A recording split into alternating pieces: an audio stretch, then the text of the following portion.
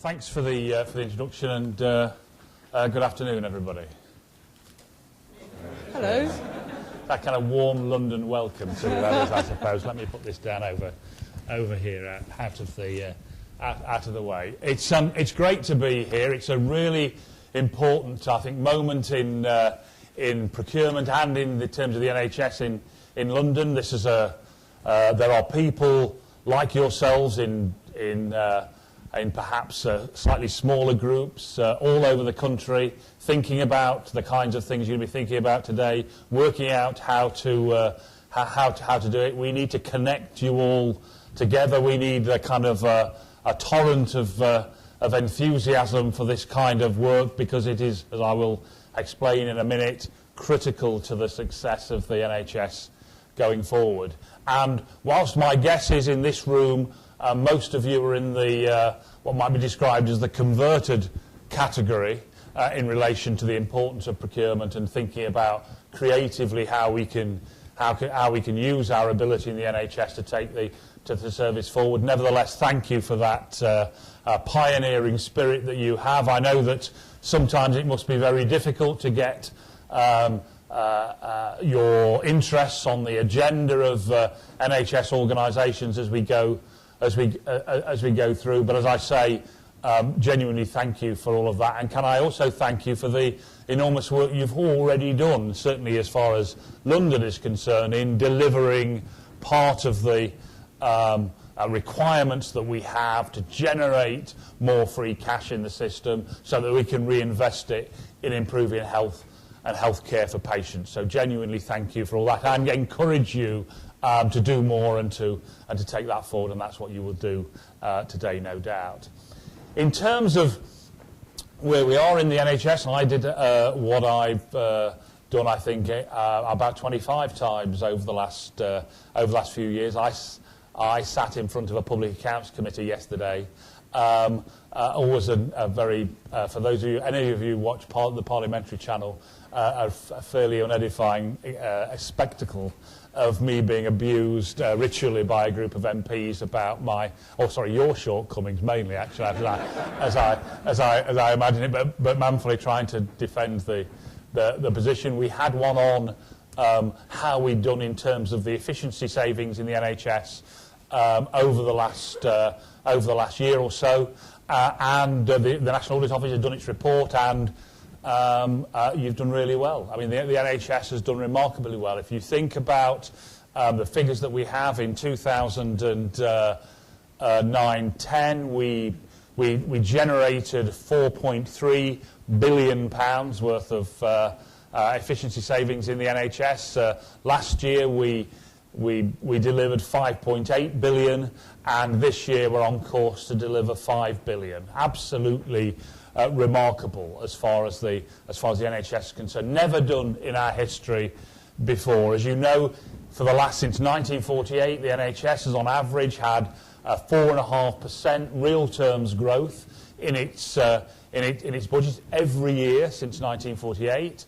Over the last 3 years, we've had little or no real terms growth. It's a remarkable story. People said it couldn't be done, and you and your colleagues have showed that it can be done. But the efficiency gain was never the whole of the story, though people like to paint it in that way. And when we sat back in 2009 and thought about what it was like for the NHS going forward, we came up with QUIP, Quality, Innovation, Productivity and Prevention. Not a slogan to use around, and not even a programme to have, but genuinely in our minds, when all of us sit down and think about our work as leaders of the NHS in whatever way we do, we think about that. We need to think about not just productivity, but we need to think about a quality, innovation, productivity and prevention. And the issue of procurement covers all four of those things. We started off with a judgment, and in a sense something, I guess, for the rest of the economy, and for particularly those of you who come from the private sector, which is naturally understood in the work, which is it is perfectly possible to improve quality and reduce cost. Perfectly possible. Indeed, in lots of ways, intuitively, if you think about it, it has to be right that where there is waste and where you have to go round again doing things you'd originally done, that there is the opportunity both to improve quality and reduce cost. Now, it sounds obvious at one level, but it's been very difficult to get into the psyche of the NHS. Indeed, it is, even amongst politicians, it's difficult to get into their psyche. Very often people will talk about, we are allocating this amount of money to this particular thing, or this extra amount of money to this particular thing, on the basis that somehow by doing that, you improve the quality of service for patients. And of course, that is no guarantee. So this idea about measuring quality by the amount of money you spend on it, we have to turn on our heads. And most of the economy, most of the world completely understand that. But for us to get it into our heads in the NHS is taking a lot of time. But it's really, really important as we go forward. And there are lots of examples around the country. Indeed, in this particular part of the world, the example that's often quoted to me, and I guess you should be very proud of it, is the development of stroke services, where we went from 31 admitting sites to 8. We went from London having the worst stroke outcomes in the country to, as I understand, the best in Europe, and saves money as you go along. So that kind of approach, that idea in our head about improving quality and reducing cost is so important. And you can see it in procurement terms in all sorts of ways, not least of all the way I know particularly the interface between procurement professionals and clinicians about the kinds of things that they use, the kind of kit that they want, the kind of, even dare I say it, the gloves that they put on their hands. It's perfectly possible to improve the quality of the service that people get, but also to reduce the cost simultaneously. So quality, a critical part, I think, in all of our heads about procurement. And if we get in our heads in procurement, all we're about is saving money, then I think we'll lose a really important part of the drive for better procurement. Productivity is absolutely about doing more with less. And you have shown across the work that you've done how you can do that. Significant amounts of resource being saved across the NHS in London as the work that you've done. Innovation, though, it seems to me, is increasingly going to be the way in which the NHS sees its way out of the issues that it's facing.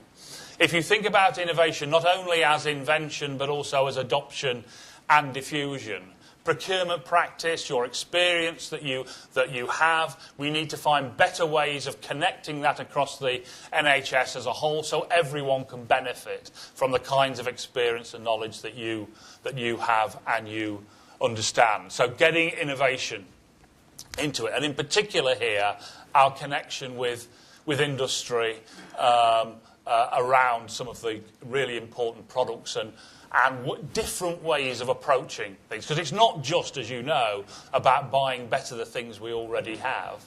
It's much more about thinking about those things those inventions, new ways of working that are available out in industry, which we can get for our patients as fast as possible, that we don't look kind of narrowly at the potential savings that we can have in procurement, but also see the benefits that we can have across the NHS as a whole by making really good decisions. All of those things underpin QUIP and our general approach to the NHS. This is not something that goes on over here. This is something absolutely central to what we need to do, and we need to take things forward. And if you just think about the numbers involved, you will know all the hundreds of different surgical gloves that we use, even across the NHS, the large number of different specifications for A4 paper, those things that we know and love, but they seem very hard to shift. And I'll talk a bit about what we need to do to make them shift in a while. But if you just think about the numbers, now there are some really strong arguments around quality and the change I'm talking about. But if you think about across London so far this year, you have saved enough money through procurement. Well, if you think about the argument that's going on in South London at the moment around Lewisham Hospital, the savings from the closure of A&E at Lewisham is just over £10 million. You've already saved 8 times that amount across London as a whole.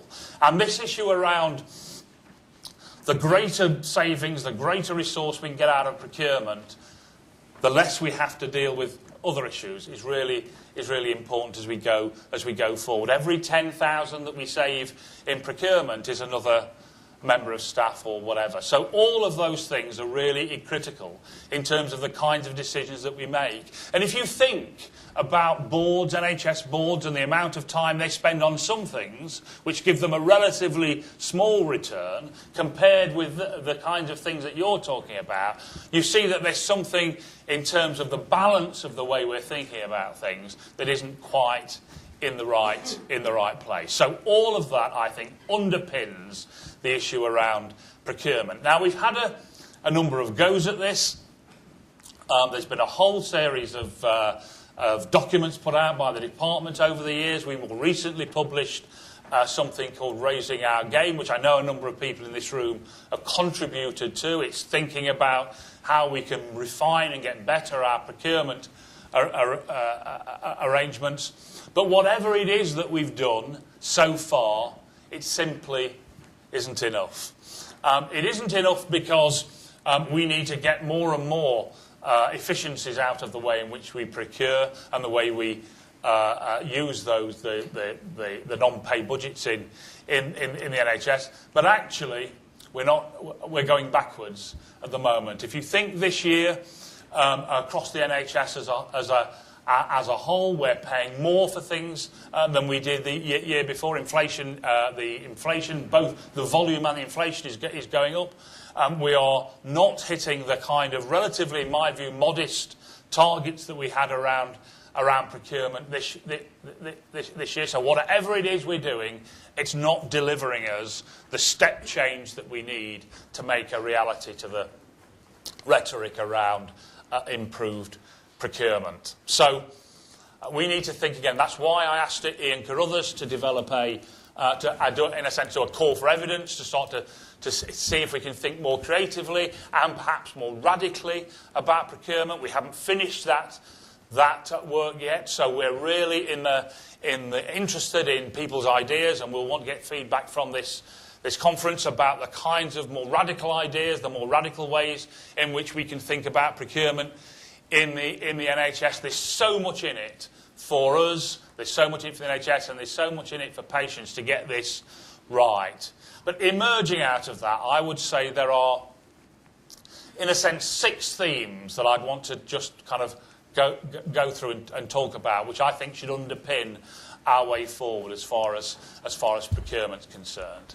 The first one, and I guess in lots of ways the most obvious one, and the thing that you talk about, is the whole issue of leadership and procurement. You don't see this on the lips of many of our most senior leaders in the NHS, with the honourable exceptions, mainly are in this room as it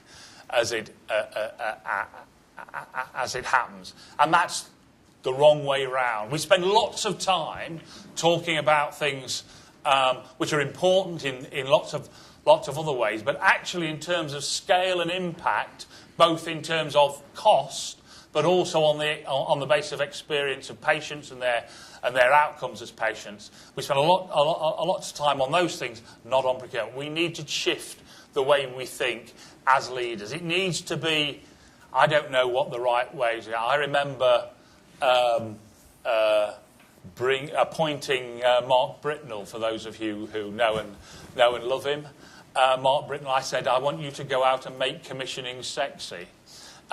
You can judge how successful that was in all sorts of ways. But in a sense, we need to do the same for procurement. I don't know whether making procurement more sexy is the right kind of phrase, but I think you get what I mean. We need to make it much more about, and as part of that, we make sure it's on the agenda of all leaders. That's why I'm here today. That's why I've talked to a number of groups like you. I know at some stage I'm going to have to explain to Parliament and people about how much progress we've made, and I'm going to have to explain what the balance is and what we've put in place. So very important that we take that forward. So leadership is absolutely essential, and we need to make sure we're getting the right investment in leaders. I don't know what arrangements we need to think about in terms of the Leadership Academy to ensure that both procurement professionals have access to it, but actually it's built in to the way in which we think about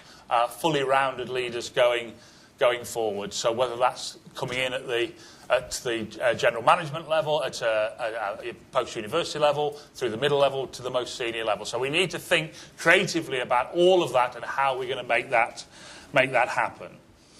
The second issue, so that's one. The second issue, I think, is one of clinical engagement. And you know better than I do. I mean, it's a long time since I ran a hospital, as people often explain to me in some detail how out of touch I am. It's a long time, but I do remember, even then, the conversations that you have about the kit that you use, the consumables that you use, and the interest that clinicians quite rightly have in these sorts of things. And some of the biggest arguments and rows I can remember was when we did things to the clinicians as opposed to worked with them, whether it be on procurement or anything else. And getting clinicians engaged and working on procurement to think about not only about how you can save money, but how you can get the best, most appropriate things into the system, how we can get the best available to all our patients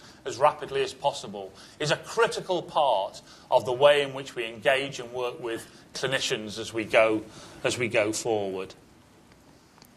The third issue is around transparency, and it is, I mean, in a sense, it's only probably in the last 4 or 5 years that I've really become attuned to the kind of how opaque this world is.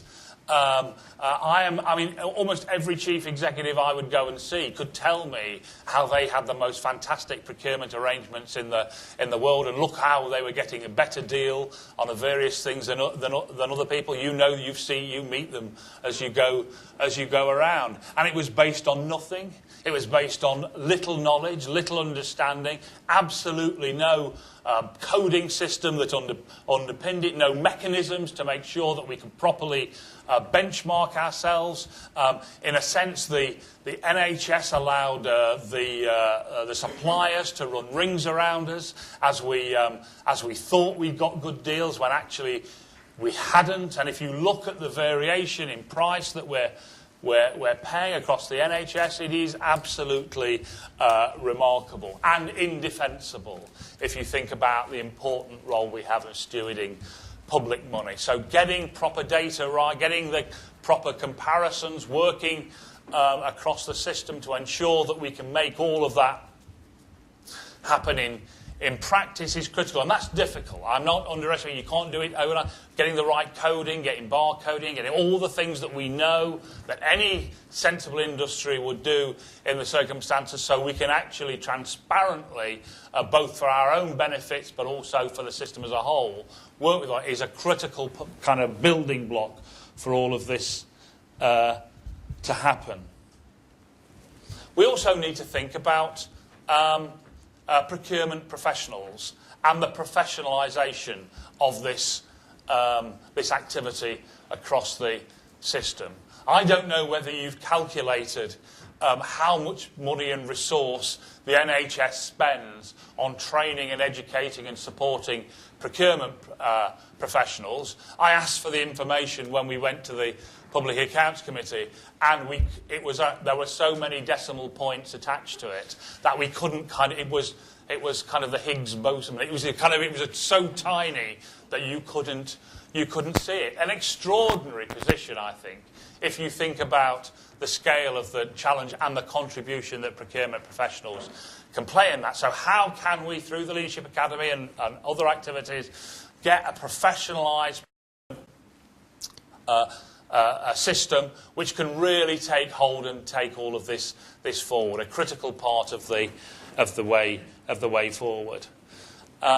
We've also got a major issue, I think, about roles and responsibilities in the system, how the procurement hubs, the landscape is very complex for a whole series of reasons, whether you've got hubs, whether you've got the supply chain, whether you've got individual organisations, and that lack of clarity about who is doing what to who in what order is a really difficult thing, both for the suppliers to deal with, but more importantly for us. And to simplify and streamline that is a really important set of issues. That's why we're thinking very carefully about the supply chain, about the future of all of that, how it fits with everything else. We've got to think about how we're going to deal with some of the newer players on the pitch, academic health science networks for most of the rest of the country. All of those things, we need to be really clear about roles and responsibilities so we can underpin all of that.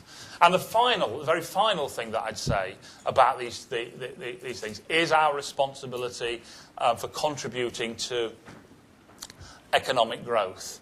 The NHS does have a major responsibility in terms of economic growth. It has a responsibility to keep a fit and healthy workforce to enable the economy to carry on, but it also has a responsibility to make sure that we procure appropriately. We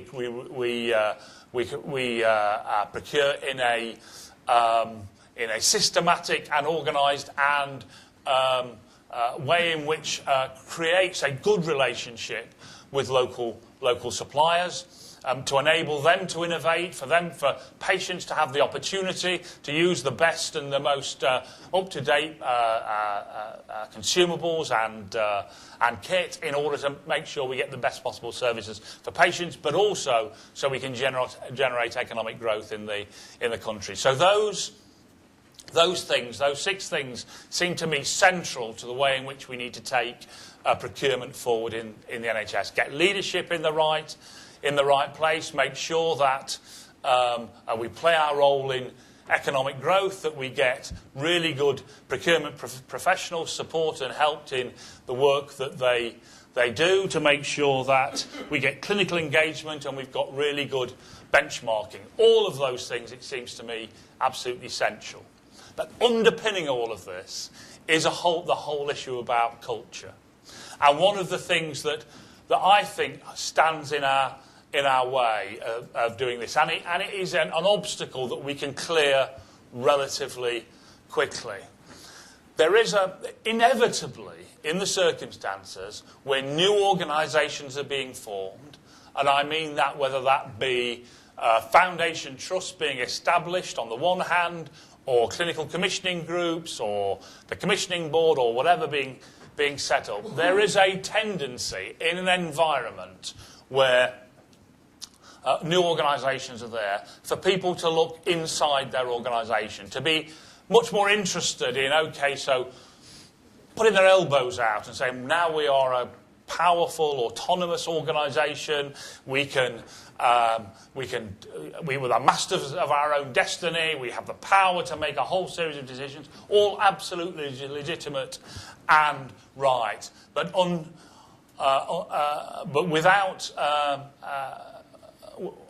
without any boundaries being put around that is potentially really, really dangerous. And if you put that against a background of we haven't really got the data to underpin some of this, that is really, really dangerous. And we need to work really hard on organisations to make sure that they'll come and work with us collaboratively. One of the things that I would say, great leaders don't walk around the boundaries of their organisations inspecting their ramparts. They look beyond the walls of their organisations and work in partnership with people across a system. That is a big bad thing for us to get over. You will have seen it in London, I'm sure. There are people who think that they don't need to work together to improve procurement. They are absolutely wrong. that all the evidence, and there is huge amounts of evidence that show that collaborative procurement across systems gets a better value for the taxpayer, gets better services and equipment into for patients quicker. It encourages and supports a supplier base than the kind of way that we operate at the moment. And we need to be absolutely clear with people about, in a sense, it is part of getting the NHS ticket to work together to improve procurement for all of our patients. We're thinking at a national level about what incentives, if any, we need to put into this to make it a reality. But underpinning it all is the kind of understanding that leaders have to make sure that they work collaboratively. In that way, you can improve procurement. In that way, you can make sure that we can deliver the kinds of efficiency gains and quality improvements that we need. And in that way, we can ensure that we have a sustainable NHS, free at the point of use, universally available for all our patients going forward into the future. Thank you.